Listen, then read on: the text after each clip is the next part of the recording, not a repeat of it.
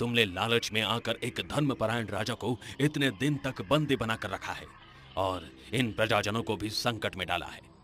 ये सोने का पेड़ इन प्रजावासियों के महाराज के प्रति प्रेम और समर्पण के भाव से उत्पन्न हुआ है, जिस पर तुम्हारा कोई अधिकार नहीं है। अब तुम्हारे अंत का समय आ गया है दानव। ऐसा कहकर महात्मा अपने कमंडलू से पवित्र जल को हाथ में लेते हैं और कुछ मंत्र बोलते हैं। फिर वो जल महात्मा दानव पर डाल देते हैं। कुछ ही पलों में दानव भस्म हो जाता है।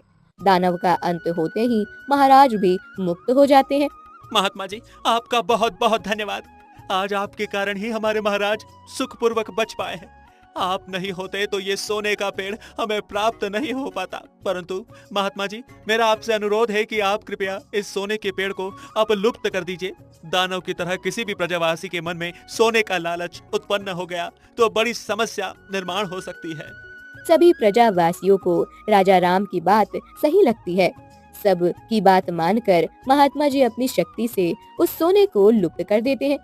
महाराज सुनंदन दानव का जमा किया वह सारे सोने को अपनी प्रजा में दे देते हैं और सुखपूर्वक अपना राज्य कार्य करने लगते हैं। आज भी वेंकटपुरी में उस सोने के पेड़ की कहानी को बताया जाता है।